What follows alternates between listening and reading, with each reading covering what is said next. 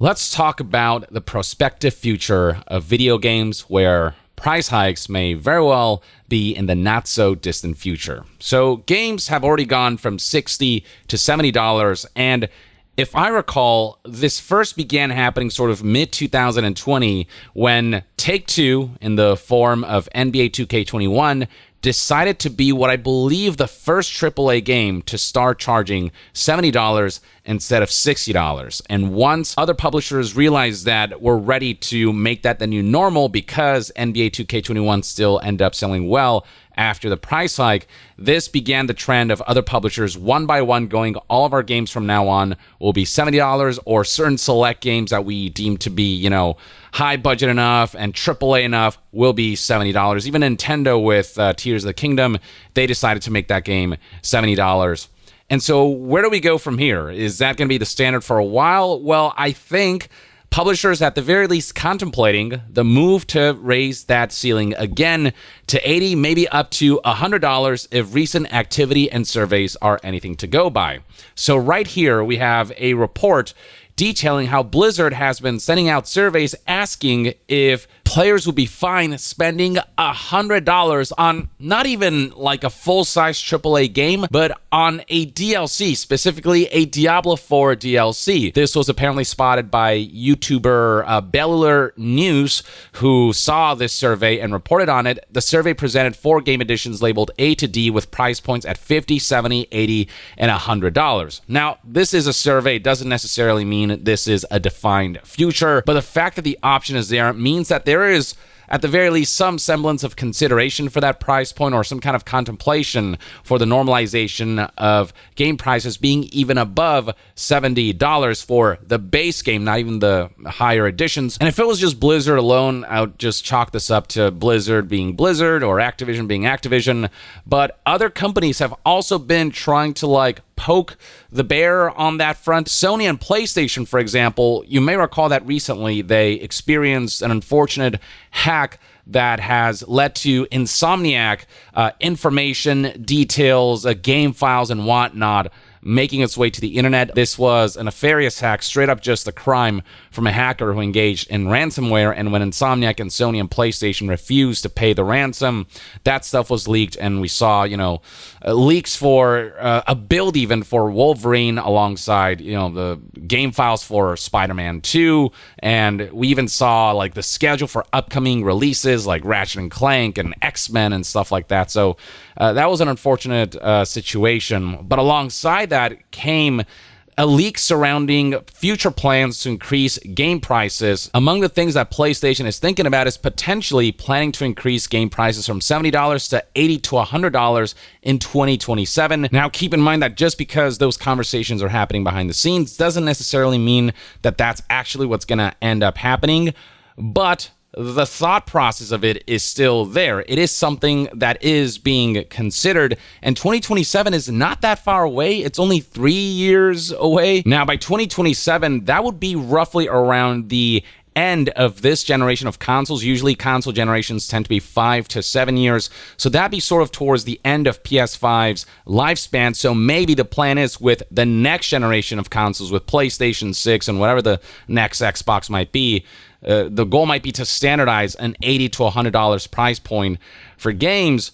It seems as though that is in the talks, and it's not just one company, it's multiple companies who are either sending out surveys or discussing such plans behind the scenes. And then there are publishers who haven't directly said that they plan to increase game prices, but have put opinions out there that game prices are too low and that the value is too good almost. So for example, here we have Strauss Zelnick, CEO of Take-Two, the company behind, Grand Theft Auto and Red Dead Redemption, under the umbrella of Take-Two is Rockstar Games, as well as 2K. When speaking to investors back in November of 2023, here's a quote that was transcribed by news outlet Rock Paper Shotgun. Our frontline prices are still very, very low because we offer many hours of engagement. The value of the engagement is very very high. So I think the industry as a whole offers a terrific price to value opportunity for consumers. There's a great deal of value offer, and look, it's our strategy here to deliver much more value than what we charge consumers. There have been precious few price increases in the business. The price increase, for example, the $70 for certain frontline products was the first price increase in many years after many generations. So again, I think we offer a terrific value to consumers. And while Strauss Zelnick tries to present this in the form of, wow, doesn't gaming just have great value?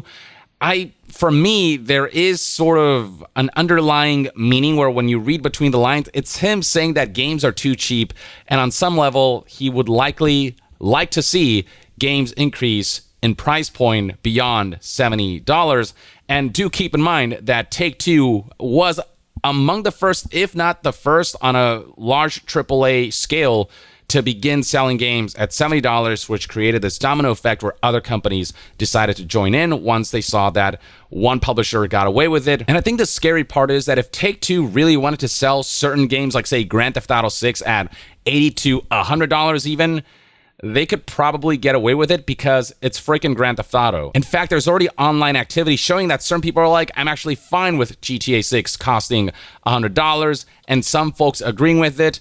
There's also plenty of disagreement. I mean, that is a huge price hike, $70 to $100. That's $30 extra for a game. And look, GTA 6 technologically is going to be on a whole new level. Its budget, I think it's rumored to be around $1 billion to $2 billion. It is a super high budget game. But even if sold at $70, it can make its money back and then some because this game is going to sell insanely well. But beyond that, there is going to be the GTA Online offering, which is going to be, near infinitely monetizable for many years to come if GTA 5's online mode is anything to go by.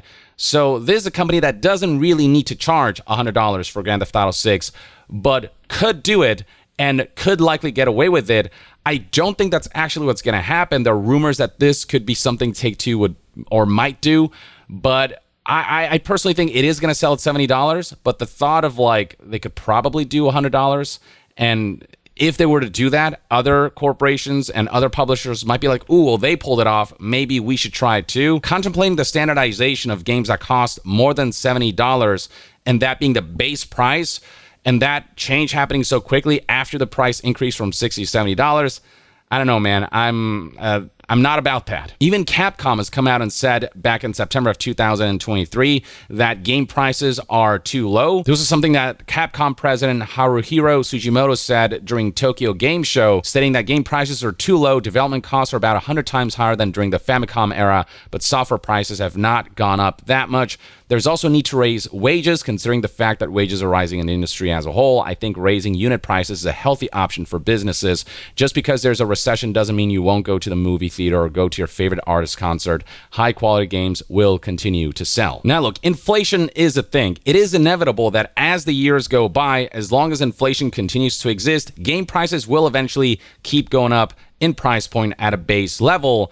But in terms of the justification behind that, I think it really does depend on a game-to-game basis. If we're talking about campaign-driven, story-driven, single-player games, or just any kind of interactive experience that doesn't rely on monetization tactics and schemes, that is high budget enough to justify that price increase, and they deliver on something truly high quality that isn't compromised by shady monetization tactics, and, it does offer enough content where the value is there, even with the increased price point, then people are willing to overlook that stuff. But when we're talking about games like NBA 2K, which in many ways kickstarted the move from $60 to $70 AAA games, that's a game that is very much a live service, rife with monetization elements, where it's a lot harder to justify that price increase because, in a way, the price did increase for that game even before games went from $60 to $70 because of all the different editions that they sell that are at higher price points and that lock certain things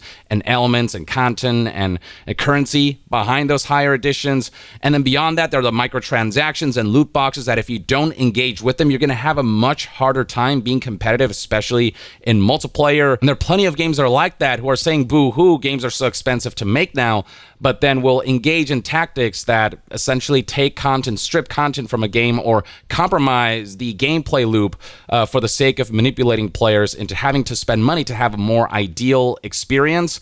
And so in that way, prices have gone up. Games have become significantly more expensive to engage at an ideal level. And it's not as if publishers are going to increase the base price of games to $80 to $100 and then pull back on the monetization now that they're able to sell games at a higher price point. No, they're going to just, they want their cake and eat it too. They want to increase their games to $80 and $100 and also continue to employ monetization elements to generate the maximum amount of profit while putting out the excuse that games are too expensive to make, and games prices haven't gone up in so long, when they technically have, when you consider all of the different monetization tactics that do make games more expensive if you want to have sort of the maximum amount of fun with those games and experience the maximum amount of content. So yeah, in those scenarios where games have such aggressive monetization elements, people are going to be a lot less lenient about seeing those price increases, even with inflation, because games have experienced price inflation through other forms beyond the base price point. So I think that's where the line is drawn. That's where the delineation is at in terms of games where maybe people can overlook price increases versus games that are already trying to milk your wallet. It should also be highlighted that game prices can vary even on a AAA scale. For example, recently, Microsoft and Xbox announced that Senua's Saga Hellblade 2 will cost just $50 instead of $60 or $70. It'll also be a digital-only release, which might disappoint some. But $50 for this game is a pretty good price point, and they adjusted that because this is going to be a similar length to the predecessor, so roughly like 8 hours to complete the game, which is more than the $70 Call of Duty Modern Warfare 3 campaign experience, but it's not, say, like a 20-hour to 40-hour more fleshed out AAA game experience. It's a shorter experience, one that's very, artsy and cinematic and all these things, but recognizing that people look at things in terms of value, they decided to put the price point a little lower than the $70 standard right now, which is, I think, a very admirable move. And I think there's room for different games to have different price points based on their offering, based on its quality, the budget, and the amount of hours that is on offer and how high in quality those hours are. But I predict that most publishers will just take advantage of a higher ceiling of base price points for games to just make more money rather than to try to make their games better by reducing monetization elements now that game prices are able to maybe make up for some of the development costs or anything like that. It's just an extra layer of monetization that they can excuse if that becomes normalized. And so that's where my fears lie, and that's where I think games may very well start to become too expensive if freaking $100 becomes normalized for game releases and purchases. And there's also a case to be made about game development budgets becoming too inflated and games becoming too complex and complicated. And it's like there have to be efficiencies there that can help the budget so that we, the customers, don't have to suffer for it. Like going to what Capcom's president said here, considering the fact that wages are rising in the industry as a whole, I think raising unit prices is a healthy option for business. That's putting the onus of good business on charging customers more rather than trying to find more efficiencies in spending money better in your business, the way you run things as a company. Maybe cut some CEO salaries for one, and maybe reduce the budget of games and don't try to make something so high scale on a level that maybe you can't afford. And I know that's easier said than done. I don't know enough about the complexities of game development to tell you how to make spending budgets on games more efficient. But clearly things are becoming so overinflated that, a lot of people are wondering, is this even sustainable? Don't we have to dial things back a little bit and maybe look a little introspectively as an industry to gauge what is healthy for the industry?